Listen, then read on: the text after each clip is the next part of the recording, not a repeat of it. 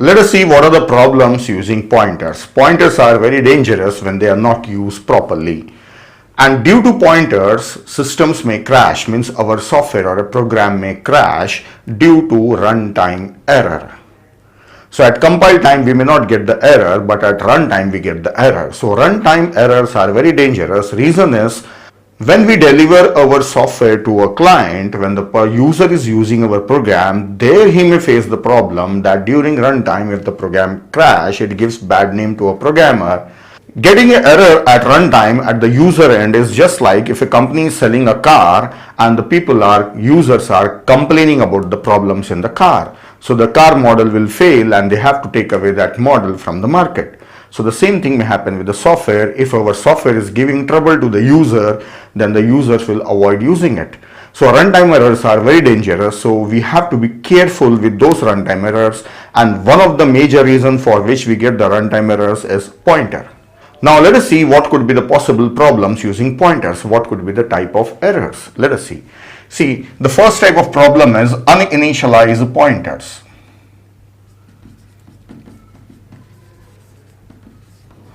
Uninitialized pointer, PTR I will write. Second one is a pointer may cause memory leak.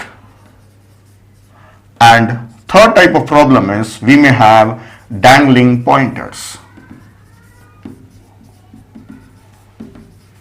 These are the three commonly known problems. Mostly these problems are caused due to the negligence of a programmer, carelessness of a programmer. Let us see the first one. Uninitialized pointer. So if you have declared any type of pointer, let me take integer only. If I have declared a pointer, then I should not use that pointer unless I have initialized it. Suppose I am saying star p assign some value 25. So this means that I want to store value 25 wherever pointer is pointing. But the question here is where the pointer is pointing. It is not pointing anywhere, just I have declared. Then what is the address in that one? So some default garbage address may be there, some random address that may belong to our program, may not belong to our program, right? So it is an invalid address. We have not made the pointer to point on some particular location, a known location. So first of all, make it point on some location, then you access it. Then how we can do that? So there are three methods of doing it. First method, if you already have some variable, say x, then you can say p assign ampersand x. I'll remove this.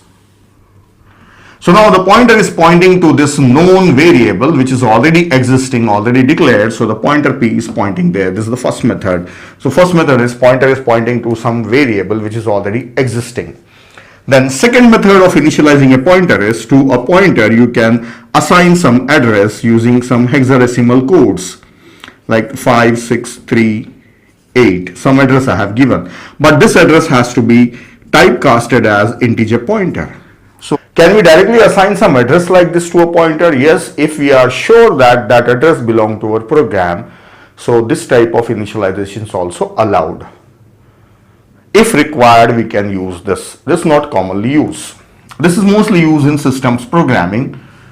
Then third one, to this pointer you should dynamically allocate some memory and assign to it. So I am taking an array of size 5. If I don't write size 5, just I write int, then it will allocate just one integer. So either to an existing variable or to the heap memory or the known address, you must assign a pointer. Without that, you should not use the pointer. Then after this, whether you store the value or read the value, it's okay. After any of these things, if you say cout star p, you will not get runtime error. You will get the data if at that place data is available. So this was the first problem, using uninitialized pointers. So sometimes programmers carelessly, they don't initialize and try to use it. So as a programmer, you don't do this mistake. Now the second problem is memory leak. This is related to a pointer as well as heap memory. Heap memory, as already I have discussed, that when you are allocating heap memory, then when you don't require, you should deallocate it. If you don't deallocate it, then we say that that memory is leaked from the total set of memory, total size of memory.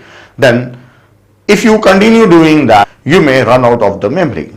So Let us see this once again. I have a pointer and I have declared heap memory, allocated heap memory of some size, and I have used this memory. Then after some time I don't need it. So if I simply say p assign null, then pointer p will not be pointing on that memory. So suppose this is an array on which a pointer is assigning, and now we have removed this pointer from there. Null means we have removed the pointer from there. We should not do this unless we have explicitly deleted the memory. So first of all, say delete p, then only make p as null. Now here one more thing I have to tell you, that you can write p assign null, or else you can write p assign 0 also, or else you can write p assign null ptr. See, this means 0 only, and also you can write 0, but this is a literal, built-in literal in C++, like a keyword, reserve word. This is also 0, but it is not an integer value, it's an address value. So in modern C++, it is suggested you use null ptr whenever you have to write null. Avoid using null. So back to this memory leak. So the conclusion is you must delete the memory when you are not using it before making a pointer as null. Now let us move to the third problem, that is dangling pointer. Dangling pointer, I will show you one situation where this type of problem may arise. See, I have a main function, void main, I am writing here, and inside this I have a pointer, and to this I have allocated heap memory new integer of size 5. Then I have called one function. To that function I have sent a pointer p. Now this is function fun, void function fun, and which is taking a pointer as a parameter. And this function is using the memory, then after that it is saying delete q. Now see the situation. Main is having one pointer p which is pointing on some memory in heap. Then this p is given to q. Q is having a pointer in that function, so that is also pointing on same memory. Then after some time, at around the end of a function, it is deleting that memory, so this memory is gone. So who deleted that memory? Function fun, using pointer q, which was shared by main function. Main function has given this pointer to it. Now when the control come back here, inside the main function, if you try to access means I want to print some value, assuming that there is some value here, 7, I want to print that one, star p. Now p is pointing to a location which is not existing, the memory is deallocated, so actually this will cause an error, a runtime error. Pointer is trying to access the memory which is no more belonging to a program which is deallocated now. So this type of problems may also cause when you are trying to access the memory which is already deallocated. So this pointer p is now a dangling pointer. P is pointing on the location which is no more belonging to program.